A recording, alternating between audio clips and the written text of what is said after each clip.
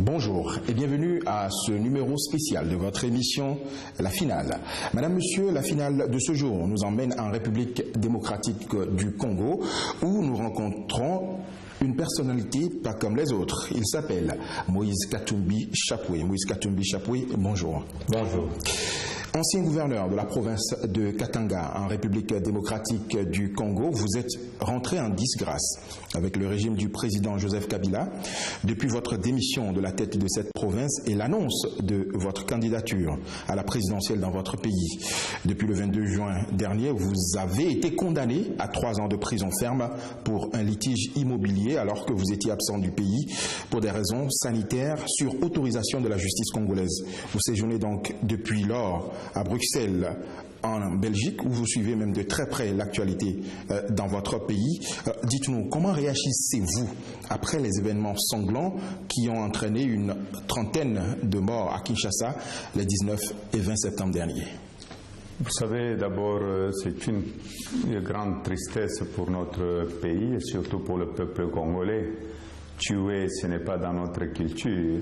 Ces gens sont allés demander au président de la République qu'il y avait une constitution qu'on devrait respecter. Et tout ça était prévisible. Ce n'est pas la première fois que la population congolaise demande la première alternance, le respect de la constitution. Ils l'ont fait, je crois, aussi en 2015, au mois de janvier. Il y a eu plus de morts. Il y a eu une centaine de morts. Plus de 100 parce qu'il y a le charnier de Maluku, où il y a eu plus de 400 corps. Et il y a eu le gouvernement, j'étais avec eux dans la majorité à cette époque-là, le gouvernement parlait de plus ou moins 40 morts. Donc ce n'est pas la première fois, c'était prévisible parce qu'on voulait changer la loi électorale. Je crois que quand on gouverne, on doit être quand même un peu intelligent. On doit comprendre le souci de la population. La population veut la première alternance au pouvoir. Et nous avons donné les 2 mandats au président de la République. Et j'ai dénoncé ça quand j'étais dans la majorité. Mais je condamne fermement ce qui est arrivé. Parce que la population, c'est la même population qui avait voté pour le président de la République, qui avait donné les 2 mandats au président de la République. Vous savez, notre constitution, c'est le fruit d'un consensus. Il y avait le dialogue intercongolais à Sun City. Personne n'avait gagné la guerre. Les Congolais sont allés sur une table, donc négocier. C'était un dialogue intercongolais pour dire voilà, abandonnons la guerre, allons vers la voie de la démocratie. Et c'est triste aujourd'hui de voir qu'on tue parce que on veut la première alternance dans notre pays. Et je crois que ces gens-là, un jour, répondront sur ces crimes-là. Oui, mais quelque part, le pouvoir en place vous accuse d'être derrière cet incident, parce que le mouvement auquel vous appartenez, le rassemblement, c'est le rassemblement justement qui a demandé à la population de sortir dans les rues. Si vous ne l'aviez pas fait, il n'y aurait pas eu de mort. Vous savez, le rassemblement avait demandé l'autorisation pour cette marche pacifique. Et la marche pacifique devrait être encadrée par le policier qui sont allés tirer sur la population. Oui, mais il y a eu des débordements aussi. La population a dû agresser les policiers. Ce n'est pas le rôle de la police d'aller tirer sur la population. Ils avaient des gaz lacrymogènes, il n'y avait pas de débordement. Donc tout était planifié. Ce n'est pas la première fois qu'on tue dans notre pays. Au début, je vous ai dit qu'au mois de janvier 2015, ils ont tué aussi. Ils ont tué. Est-ce que Moïse Katumbi était à l'opposition? Je n'étais pas à l'opposition, j'étais dans la majorité. Donc, c'est-à-dire, à cette époque-là, si je comprends bien leurs idées, donc, c'est-à-dire, j'avais financé la police ou l'armée congolaise pour aller tuer la population congolaise. Non. Donc, le gouvernement doit être responsable. Ils ont tué, ils sont responsables. Cette population n'avait pas des armes. Donc, l'opposition ne porte aucune responsabilité? L'opposition ne porte pas de responsabilité parce que c'était une marche pacifique.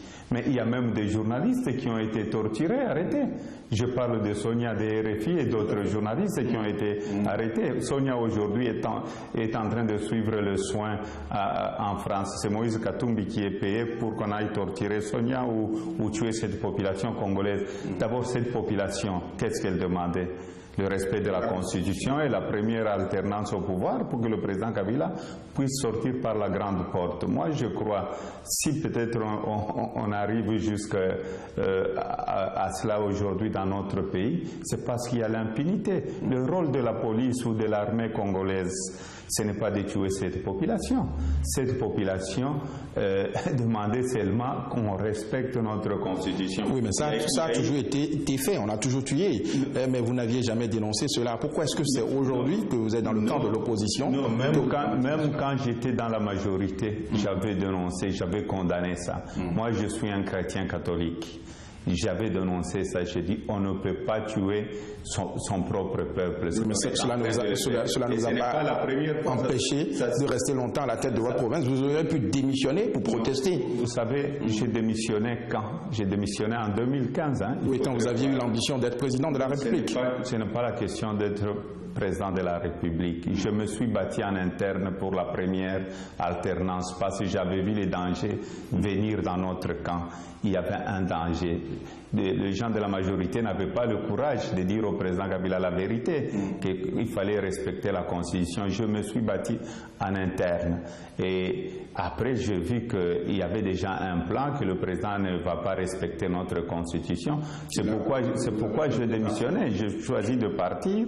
Je pesais le pour et le contre. J'ai pris tous les risques de partir. Il fallait le faire. Parce que moi, je ne pouvais pas aller violer la Constitution. Alors, le chef de file de votre rassemblement, je veux parler du président Étienne Tshisekedi, a porté plainte par rapport aux incidents du 19 et 20 septembre dernier. Est-ce que vous pensez que cette plainte aboutira? Vous savez, la plainte du rassemblement, elle est tout à fait normale parce que on tue tous les jours dans notre pays. Aucun jour on a porté plainte contre le gouvernement. Mais maintenant, on veut voir la vraie justice. Pas une justice instrumentalisée. Le plus important, c'était de porter plainte. Comment est-ce que nous allons pleurer ces morts-là? Ce n'est pas la première fois que je vous ai dit qu'on tue dans notre pays. Il y a eu plusieurs massacres. Au Congo, on ne peut pas comparer le génocide du Rwanda par rapport au génocide qui se passe chez nous. C'est plus ou moins 4 millions de morts aujourd'hui depuis que le président Kabila est au pouvoir. Donc il doit y avoir une justice quelque part. Nous avons commencé, le rassemblement a commencé par porter plainte au niveau de Kinshasa. On veut voir cette justice et il faudrait que le procès soit télévisé. Vous comptez aller loin? Vous comptez aller par exemple à la CPI avec votre plainte? Vous savez, ou bien c'est une anticipation? Vous anticipez parce que le président Kabila peut vous accuser, ou vous accuse déjà d'être responsable de ces morts? Vous savez, j'ai été accusé plusieurs fois. J'ai été accusé plusieurs fois avec des dossiers bidons. Vous aviez parlé de la maison. Ce n'est pas la première fois. En 2010, on m'a accusé ici en Belgique. J'ai eu une plainte en Belgique que j'ai gagnée. Après, on m'a amené à Londres. Donc, ce n'est pas la première fois. Ils vont encore monter des dossiers. Bon, malheureusement, ils montent de faux dossiers. Et c'est une honte pour la justice congolaise. Vous irez loin maintenant? Vous allez saisir la Cour pénale internationale ou bien une autre juridiction? Nous allons saisir la Cour pénale internationale parce que ce qui se passe dans notre pays, nous ne pouvons pas tolérer. Les gens que nous on est en train de tuer, ce n'est pas des animaux. Mais qui ont tiré sur la foule? C'est la police congolaise. Donc, ils sont responsables. Ils ne doivent pas chercher le bouc émissaire. Le président Kabila est responsable parce que c'est lui le président de la République.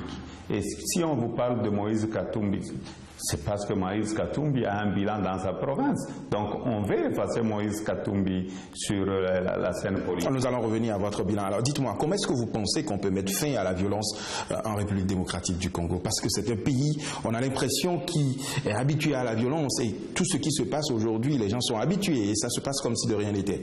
Le peuple congolais, ce n'est pas un peuple violent. Ce que le peuple congolais demande, c'est qu'on respecte son droit, le droit de vote, la démocratie dans notre pays. Parce que vous savez, si le président Kabila avait dit qu'il ne serait pas candidat, qu'il a respecté la Constitution, il n'y aurait pas de marche pacifique.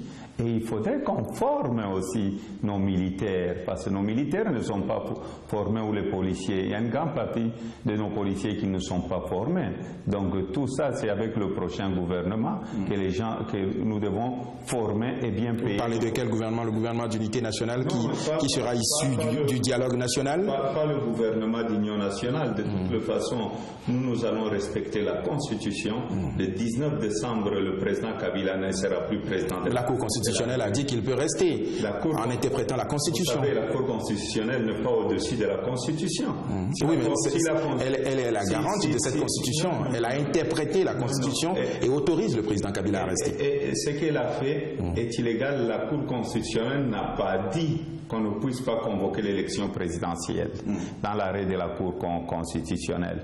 Le président Kabila est le garant de la Constitution. Le président Kabila a prêté serment pour son dernier mandat. Et l'élection présidentielle est dans notre Constitution. Donc le plus important pour nous, le 19 décembre, si la Cour constitutionnelle était au-dessus de la Constitution, il n'y aurait pas de mort dans notre pays, parce que les gens sont allés pacifiquement demander que le président puisse respecter la Constitution.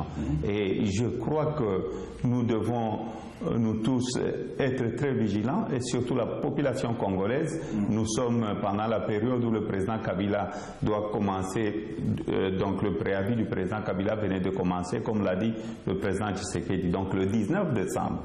Là, il sera dans l'illégalité. Oui, ça ne sera pas un président légal. Oui, mais on sait qu'il y a ce blocage-là en vue. C'est pour cela que le facilitateur désigné par l'Union africaine a voulu le dialogue national, le dialogue politique qui a démarré où vous aviez refusé de participer à ce dialogue. Comment est-ce que vous pouvez avoir une solution à cette crise si vous ne vous asseyez pas avec le président Kabila pour discuter?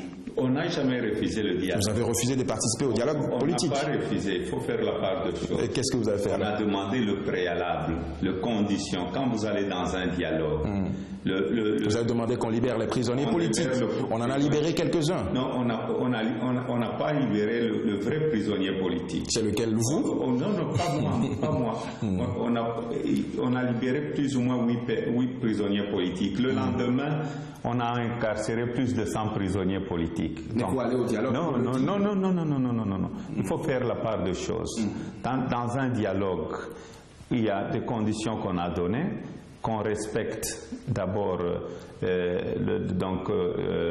préalable du rassemblement, donc la libération de prisonniers politiques, que le président Kabila déclare officiellement qu'il ne sera pas candidat pour le troisième mandat, et qu'on cesse aussi le poursuite judiciaire. Ce n'est pas seulement moi qui ai poursuivi, il y a d'autres opposants politiques. Pourquoi le président Kabila, s'il veut aller au dialogue, s'il veut aller au dialogue, pourquoi il refuse tout ça? Parce qu'il veut rester éternellement au pouvoir. Oui, mais il a fait des concessions. Pourquoi est-ce que vous n'avez pas fait des concessions? Il n'y a pas eu même de concessions. Il a libéré quelques prisonniers. Vous savez, on libère 8. Le lendemain, on en met 100 en prison. Oui, mais allez au dialogue pour poser le problème. Refuser le dialogue, c'est un blocus total, vous bloquez le pays. Non. Vous devez savoir que ces dialogues, nous, on voulait les dialogues en suivant la résolution 2277 de l'ONU. Tout à fait. Ce n'est pas le dialogue du président Kabila qu'on voulait. Edem Kodjo aujourd'hui, lui-même voit le résultat, qu'il a été le plus mauvais facilitateur de l'Afrique. C'est parce qu'il y a eu les incidents du 19 et du 20 septembre que le dialogue a été bloqué.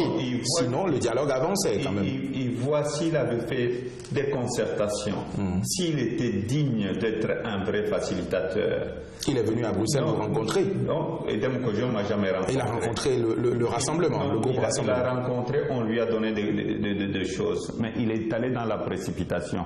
On se pose la question, est-ce qu'Edem Kodjo était représentant de la majorité? Pourquoi ça bloque jusqu'à aujourd'hui? Parce que Edem Kodjo, je m'excuse, c'est un grand frère, il doit faire très très attention. Il est obligé d'aller vite, puisque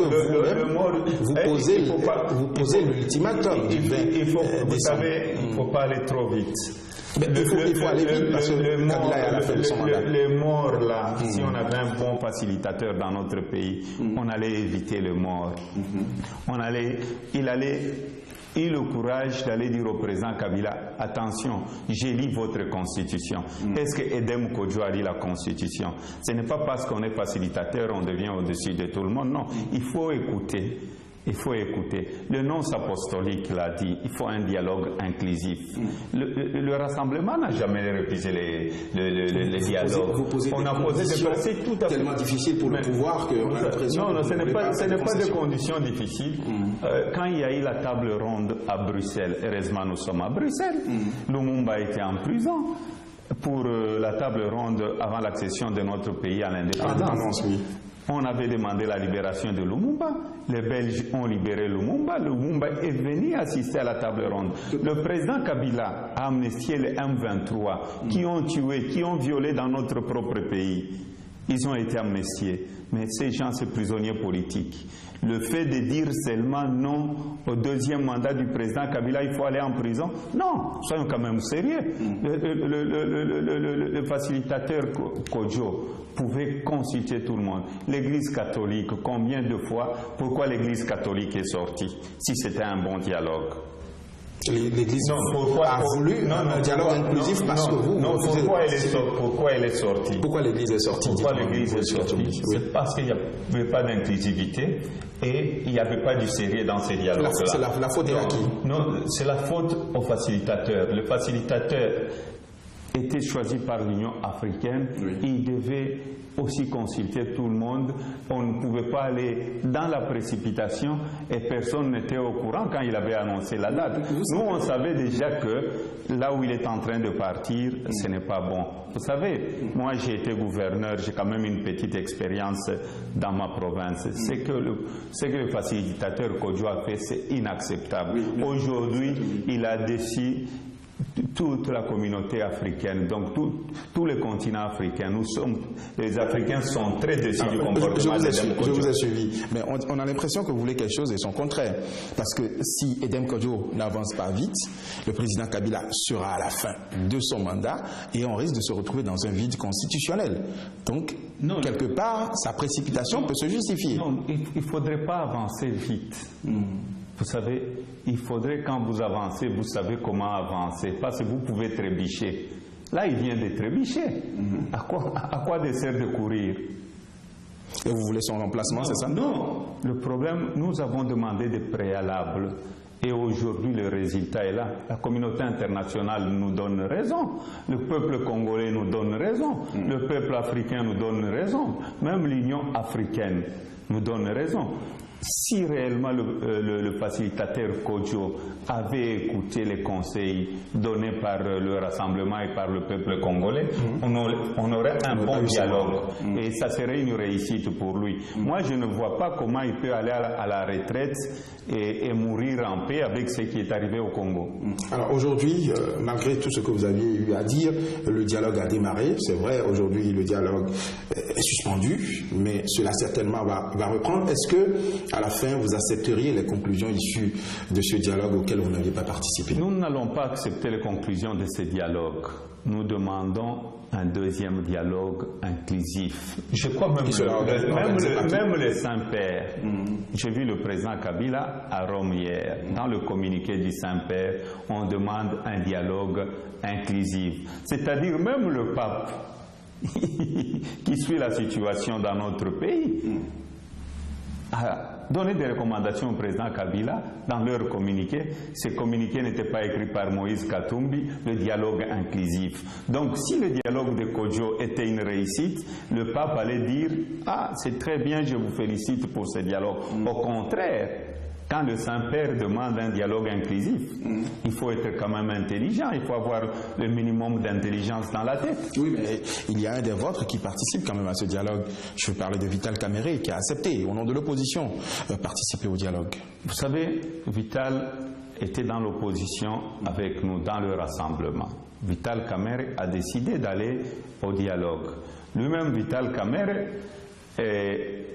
venait de condamner au même moment ces dialogues-là. Vital Kamerhe aussi, quand j'ai lu le communiqué, il dit il n'est pas d'accord de ce dialogue-là, il veut la résolution 22-77. Donc je ne veux pas parler de Vital, moi je parle du rassemblement, parce que je suis dans le rassemblement. C'est pour la première fois qu'on a une plateforme qui existe en République démocratique du Congo. Alors, Moïse Katumbi, aujourd'hui, nous avons l'impression d'être dans un blocage total en République démocratique du Congo. Les élections, le processus électoral n'a pas été lancé le 19 septembre, comme cela devait se faire. Le dialogue est suspendu. Les experts ont reconnu qu'on ne peut pas organiser les élections dans ces conditions parce qu'on n'a pas un fichier électoral disponible. Est-ce que vous avez une solution pour sortir le pays de cette situation? Vous savez, quand il y a blocage, il faut chercher qui bloque. Qui bloque le processus? C'est le président de la République. Comment est-ce qu'il bloque le processus? Il bloque le processus parce que c'est lui le garant de la Constitution. Mais il a expliqué qu'il ne peut pas organiser les élections dans une situation d'instabilité. Quelle instabilité? En 2006, il y avait les élections. En 2011, il y a eu élection dans notre pays. Ces blocages-là, c'est pour permettre au président de glisser. Mais il ne sera plus le père de la démocratie dans notre pays. C'est fini. Oui, mais s'il n'y a pas de solution. Non, la solution est là, c'est le peuple. Il n'y a pas de plus. Vous savez, le peuple congolais, le 19 décembre, nous sommes des légalistes. Nous sommes en train de regarder ce qui se passe dans notre pays. Mais arrivé le 19 décembre, le président de la République n'aura pas de mandat.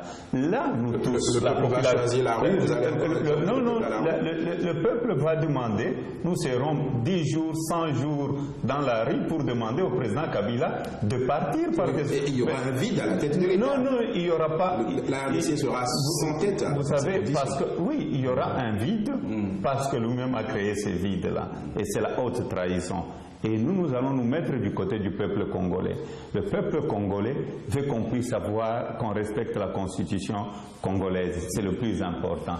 Moïse Katumbi, que se passera-t-il concrètement les 19 et 20 décembre en RDC? Le 20 décembre, le président Kabila ne sera plus président de la République. Parce qu'il y a une constitution que nous devons respecter. Oui, le peuple va récupérer le pouvoir que le peuple a donné au président de la République. Donc le 20 décembre, nous n'allons pas accepter un coup d'État constitutionnel. Alors, mais la Constitution l'autorise, d'après la Cour constitutionnelle, à rester? Non, pas du tout. Je crois que la Cour constitutionnelle, dans l'arrêt de la Cour constitutionnelle, n'a pas interdit à la CENI de ne pas convoquer l'élection présidentielle. La CENI ne peut pas aujourd'hui. La CENI est bloquée aussi. Non, la CENI va constater que le peuple va récupérer le pouvoir le 20 décembre 2016. Donc la CENI va constater avec le monde entier que les Congolais ne vont pas accepter cette trahison-là. Nous n'allons pas accepter. C'est pourquoi nous demandons à la population congolaise d'être vigilante et nous allons accélérer dans notre sensibilisation de la population pour que la population soit prête. Et le 20 décembre, ce coup d'État constitutionnel, nous n'allons pas l'accepter. En ce moment-là, nous allons nous mettre devant une table, nous tous, donc la société civile, toutes les plateformes et l'Union africaine pour trouver une solution pour le pays. Il n'y aura pas d'instabilité. Au contraire, les Congolais sont conscients qu'avec le départ du président Kabila, en laissant le pays aller vers la démocratie, c'est le décollage du Congo. Le Congo va décoller. Vous ne craignez pas qu'il y ait de nouvelles violences si la population demandait à récupérer le pouvoir? Vous savez, nous allons aller pacifiquement. C'est le droit de chaque peuple. Le peuple a le droit de réclamer la Constitution, qu'on la respecte à la loupe. On a tué le même peuple en 2015, on l'a tué en 2016. Bon, si on tue parce que le peuple demande qu'on ne puisse pas cautionner l'illégalité dans notre pays, et je suis désolé.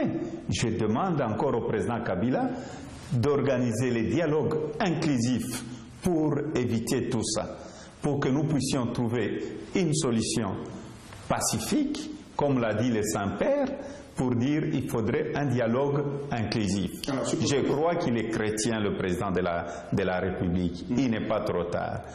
Si nous le faisons, parce que nous tous, nous aimons le pays. Nous aimons le pays et nous ne voulons pas aller vers un chaos. Nous voulons que le président puisse sortir par la grande porte et rester au pays. Oui, mais supposons un instant que le 19 décembre, le président Kabila vous dit « Ok, venez, nous allons organiser le dialogue inclusif que vous souhaitez, conformément à la résolution 2217. » Est-ce que vous irez? Vous savez, le 19 décembre, il n'y aura plus de négociation parce que le mandat est terminé. Le président Kabila n'aura même pas le droit de s'adresser au peuple congolais. Il a dit qu'il ne veut pas laisser le Congo dans l'instabilité. Vous savez en tant que père de la nation, il peut enfin accepter vos demandes, justement. Mais qui crée l'instabilité? C'est celui qui veut s'accrocher au pouvoir.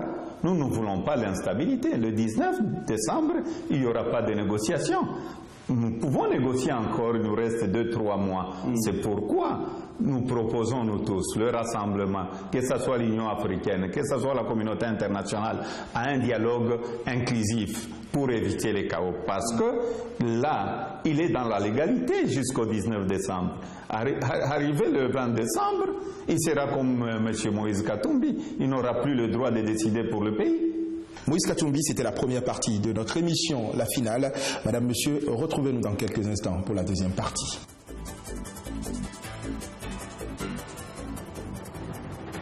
Nous sommes de retour pour la deuxième partie de cette émission, la finale, exclusivement consacrée à Moïse Katumbi, ex-gouverneur de la province de Katanga, actuellement loin de son pays, officiellement pour des raisons de santé, mais il reste très actif dans l'opposition. Il est sous le coup d'une série de poursuites judiciaires dans son pays. Moïse Katumbi, dites-nous comment est-ce que vous portez aujourd'hui? Je vais très bien, je suis en très bonne santé aujourd'hui. Vous êtes prêt à rentrer en RDC? Je suis prêt à rentrer en RDC, je n'ai plus de problème de santé, je suis guéri, donc je suis en forme. Vous comptez rentrer alors au pays quand? Vous savez, je devais rentrer normalement, c'était avec le retour du président Tshisekedi. J'avais demandé l'autorisation pour aller au Congo, l'autorisation m'a été refusée pour que mon avion puisse atterrir à Kinshasa, mais je suis là, je suis en Europe pour le moment, j'ai fait un peu de tour par-ci par-là pour sensibiliser aussi la diaspora congolaise et voir aussi les gens de l'Union africaine, contacter tout le monde pour plaider la cause de la République démocratique du Congo pour que nous puissions avoir la première alternance pacifique dans notre pays. On vous a refusé donc d'atterrir, vous comptez rentrer clandestinement au pays? Parce qu'il y a plusieurs manières pour rentrer en RDC. Pour rentrer au pays, pour le moment, je suis en train d'abord de me battre pour avoir le deuxième dialogue inclusif. Loin de la RDC? Non, vous savez, vos militants. Je n'ai pas abandonné le militant. Les militants savent que Moïse Katumbi le porte et il me porte aussi. Mais le problème, le problème est de trouver une solution pacifique en cherchant ce deuxième dialogue inclusif. Donc c'est un grand travail. Je suis très occupé. Je vais un peu partout parler avec tout le monde et bientôt j'irai aussi voir les gens de l'Union africaine pour leur parler qu'il faut qu'on donne la chance aux Congolais pour éviter le sang, encore le sang, pour la troisième fois qu'on puisse avoir un dialogue inclusif.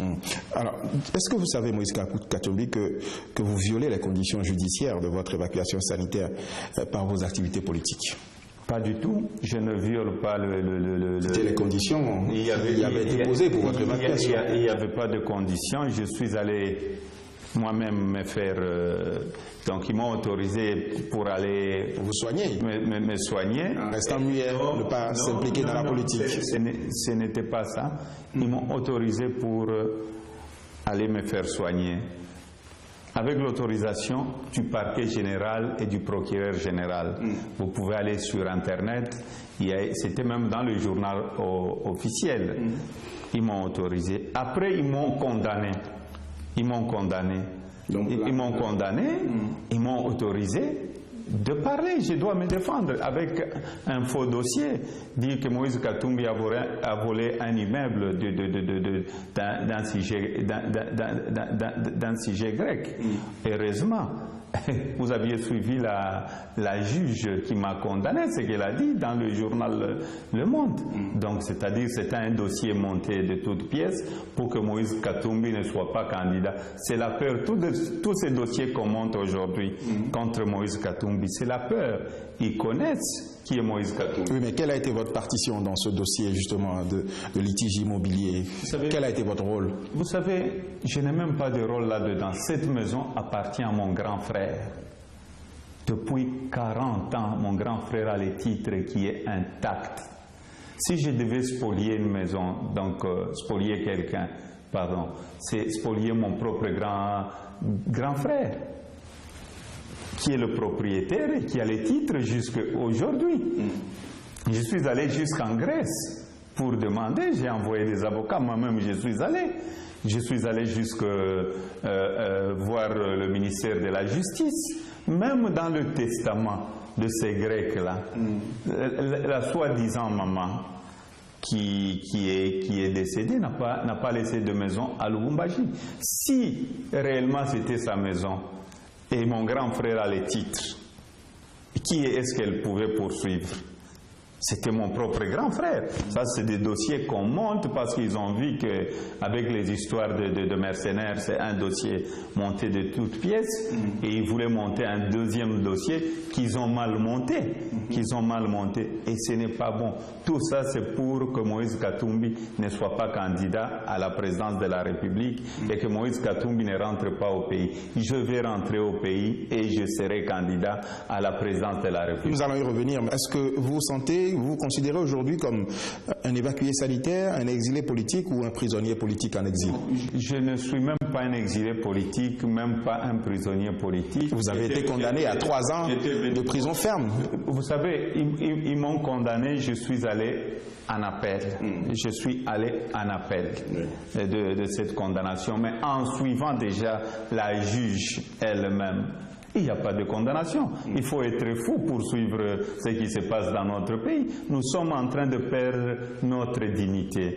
Nous sommes en train de perdre aussi le droit dans notre propre pays. Ceux qui sont en train de faire monter des dossiers contre Moïse Katumbi, ils ne seront jamais éternels au pouvoir. Il faudrait qu'on laisse la justice tranquille. Nous sommes un grand pays. Il ne faut pas que la justice, quelques juges soient instrumentalisés par le pouvoir. Je condamne ça. Nous voulons un vrai pays. Nous voulons, si ils savent que Moïse Katumbi n'est pas populaire, mais allons aux élections. Pourquoi aujourd'hui je suis la cible? C'est la question qu'on doit se poser nous tous. Et je laisse aux gens de la majorité de répondre à cette question. Vous comptez sur vos relations avec les États-Unis, avec l'Union européenne pour conquérir le pouvoir, c'est ça, en RDC? Vous savez sur quelle relation je compte pour conquérir le pouvoir en RDC? La population congolaise. Vous pensez que la population congolaise vous aime suffisamment pour vous porter? Qui vote. Aucun pense que c'est parce que vous avez une fortune colossale que vous avez choisi aujourd'hui, après avoir tout eu justement dans votre province, que vous avez choisi aujourd'hui de diriger, d'être candidat à la présidentielle. Vous savez, j'ai travaillé très dur pour ma fortune. J'ai commencé très jeune. La population congolaise, elle sait très bien que mon père était un grand opérateur économique, toute ma famille, et j'ai bossé dur pour devenir ce que je suis devenu. Je suis allé en politique donner un coup de main. La même province du Katanga, avant que j'arrive comme gouverneur, pourquoi on ne parle pas de cette province qui était devenue la 3e province au niveau du pays, parce qu'elle était devenue 3e contribuable au niveau de notre pays. Mais quand je suis arrivé, 6 mois après, on était la première province pilote de la République. Vous avez utilisé votre flair d'opérateur économique pour exploiter au maximum les ressources du pays. On pense même que vous êtes enrichi avec les ressources du pays, de votre province d'ailleurs. Au Katanga, il y a le cuivre, il y a le cobalt, tout ça. Et c'est cela justement qui vous a enrichi. J'ai utilisé mon intelligence pour être le premier contribuable au niveau du gouvernement central. J'ai utilisé aussi la lutte contre la corruption, l'impunité et surtout le travail, et j'avais une vision. Voilà pourquoi j'ai eu ces résultats-là. Avant justement de ce plus-là, Moïse Katumbi, vous aviez été pendant des années gouverneur de la province du Katanga. Quel héritage avez-vous concrètement laissé à cette province? J'ai laissé le meilleur héritage de la République démocratique du Congo. Avant que Moïse Katumbi soit gouverneur de la province, je vais commencer par l'éducation, parce que vous savez, quand je suis arrivé à l'école primaire comme à l'école secondaire, il n'y avait que 300 000 élèves. J'ai dit réhabiliter des écoles, j'ai construit des écoles et j'ai laissé plus ou moins 3 600 000 élèves. Et il y avait plus ou moins 13% des filles sur le banc de l'école. Et quand j'ai quitté, j'ai laissé plus ou moins 47% des filles. Parce que vous savez, un peuple qui oublie ses mamans, c'est un peuple perdu. Et en plus, sur la production et les exportations de nos minerais de cuivre, quand je suis arrivé, en 2000, j'ai trouvé que le Katanga en 2006 avait exporté avait exporté 8000 tonnes de cathode de cuivre. Et pendant mon mandat, j'ai interdit l'exportation de minerais bruts parce que je voulais créer l'emploi, je voulais de la valeur ajoutée. Quand j'ai quitté, j'ai laissé la production à 1 300 000 tonnes de cathode de cuivre l'an et comme premier producteur du cobalt aussi dans le monde. Et on a fait plusieurs routes. On a fait plus ou moins 1500 km de routes asphaltées au Katanga et plus ou moins 4000 km de routes en terre. Et au niveau de l'agriculture aussi, vous savez qu'on importait tout de la Zambie ou de l'Afrique du Sud ou des autres pays voisins, mais la farine que j'avais trouvée à 45 $, un sac de 25 kilos, j'ai imposé, j'ai demandé à tout le monde, même aux sociétés minières, de participer à l'agriculture dans notre pays. La farine est passée de 45 $, des sacs de 25 kilos, à 9 $. Donc, au lieu d'importer 98% de nos produits agricoles, on importait plus ou moins 25%. On a fait beaucoup de choses au niveau de la province. Mais ça, c'est au niveau micro. Gérer la RDC, c'est beaucoup plus complexe. Vous savez, il faut toujours commencer par la base. Et si vous voyez parfois aussi de très bons présidents, même aux États-Unis, ils sont d'abord gouverneurs, et il faut avoir une expérience et il faut montrer le bilan. Parce que même si vous ne savez pas gérer votre propre foyer, comment est-ce que vous pouviez gérer tout un peuple? Donc, j'ai géré plus ou moins 12 millions de personnes au niveau de la province. Et quand je suis arrivé, la population n'était qu'à 5 millions. Il y a une grande partie de la population qui est venue des autres provinces pour suivre la bonne gouvernance et pour trouver de l'emploi, parce qu'on avait donné de l'emploi aux jeunes, on a donné l'espoir aux jeunes. Et c'est pourquoi les gens cherchent Moïse Katumbi, parce que pour moi, c'était le suivi. Il y avait un programme, mais un programme que le peuple doit s'approprier. Même aussi en tant que président candidat de la République, j'ai un programme. J'ai terminé mon programme, le programme que je vais présenter au peuple congolais, et le peuple congolais doit s'approprier de ce programme-là. C'est pourquoi nous voulons le plus vite possible la première alternance le 19 décembre.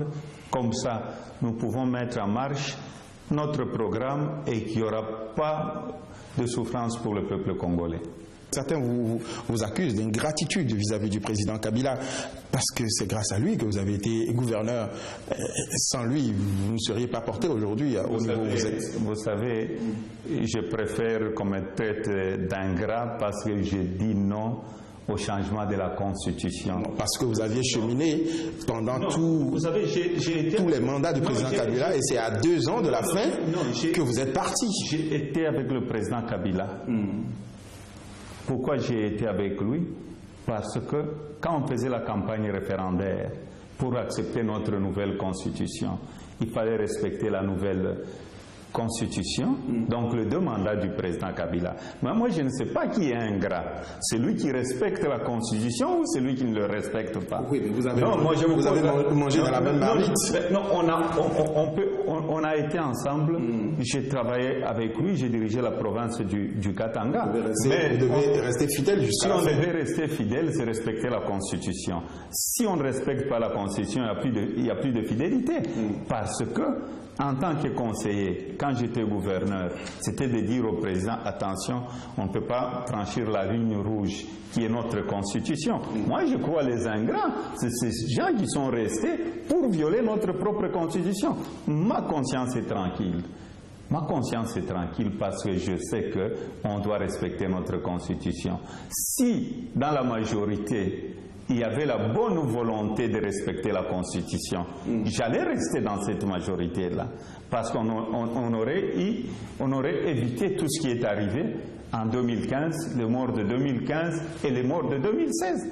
Je souligne très bien, en 2015, j'étais avec la majorité. Et c'est des choses que j'ai dit en interne, que j'ai dénoncées. Au mois de décembre 2015, j'avais parlé du 3e faux penalty pour dire que le peuple n'allait pas accepter le 3e faux penalty. J'étais dans la majorité et le président Kabila était à Lubumbashi. J'ai dit qu'on n'allait pas accepter le 3e faux penalty, donc le changement de la Constitution. Donc, je reste correct avec moi-même. C'est certainement donc de là que vos problèmes ont commencé. Moïse Katumbi, vous n'avez donc pas bénéficié de la grâce présidentielle souhaitée par votre rassemblement pour décrisper l'atmosphère politique en RDC comme vous l'avez souhaité. Comment est-ce que vous comptez faire aujourd'hui pour maintenir votre candidature à la présidentielle alors que vous êtes loin de la RDC? Vous savez, je reste candidat, je n'ai rien fait et ma conscience est tranquille. Oui, mais un capitaine qui est loin de sa troupe. Non, c'est des procès bidons. Si je suis loin de ma troupe, c'est pour trouver des solutions pour mon peuple, pour le peuple congolais, pour qu'on puisse avoir le 2e dialogue où il y aura inclusivité. S'il y a un dialogue inclusif, ce jour-là, je vais rentrer au pays. Si on décidait par exemple d'organiser aujourd'hui les élections avec l'ancien fichier électoral, vous n'êtes pas au pays, vous ne pourrez pas participer. Mais vous savez, je vais rentrer. Ce que nous cherchons, on vous empêche de rentrer. Non, ce que nous cherchons, c'est quoi? Mais je vais rentrer parce que je n'ai rien fait. Clandestinement, c'est ça? Pas clandestinement, je suis sorti par la grande frontière et je rentrerai par la grande frontière. Vous y croyez? Vous croyez que les Congolais vont vous accorder leur confiance? Je crois et je pense que les Congolais me font confiance. Moïse Katumbi, nous sommes pratiquement à la fin de cet entretien.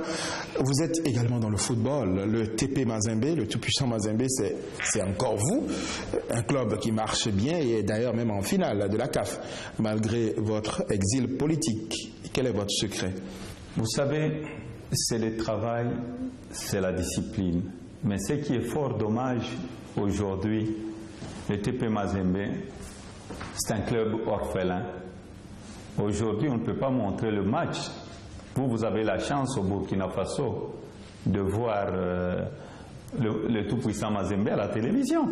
Mais le peuple congolais n'a pas ces droits-là dans notre pays. Or, le plus grand ambassadeur aujourd'hui de la République démocratique du Congo, c'est le tout-puissant Mazembe. Mais c'est son équipe à lui. Même le jour qu'il ne sera plus président de la République, toutes les équipes du Congo sont les équipes de Congolais. Aujourd'hui, Mazembe n'a pas le droit, même pas une minute. Et c'est une honte. Et tout ça révolte la population congolaise qui souffre aujourd'hui, qui n'a pas de quoi manger, qui ont difficile à payer le Minerval de leurs enfants, qui n'ont pas de l'argent pour payer les soins médicaux, un peuple affamé. La moindre chose, de leur donner un fils que 90 minutes de joie pour voir leur équipe jouer, vous privez cette équipe. Non, on n'est pas en train de priver Moïse Katumbi, on est en train de priver le peuple congolais. Pourquoi ils sont allés même plus loin à ne pas montrer les images de Mazembe? C'est la peur qu'ils ont de Moïse Katumbi. Moïse Katumbi, nous sommes pratiquement à la fin de cet entretien. Vous avez certainement un mot de fin. Le mot de la fin, d'abord, c'est les condoléances au peuple congolais avec ce qui est arrivé, on a tué des innocents qui réclamaient la fin du mandat du président Kabila, le respect de la Constitution. Mes condoléances au peuple congolais. Je sais que la lutte est longue, mais Dieu bénira un jour ce pays et nous sommes très reconnaissants parce qu'ils sont tombés pacifiquement. Ils sont tombés pacifiquement et nous allons continuer à être vigilants. Donc je demande la vigilance au peuple congolais, de sensibiliser toute la population congolaise. Le 19 décembre, le peuple va récupérer son pouvoir qu'il a donné au président de la République. Que Dieu bénisse la République démocratique du Congo. Merci Moïse Katumbi Chapoué. Madame, Monsieur, c'était la finale avec Moïse Katumbi Chapoué, ex-gouverneur de la province du Katanga, opposant politique, candidat à la présidentielle dans son pays. Merci de nous avoir suivis et très bonne suite de programme sur SICA.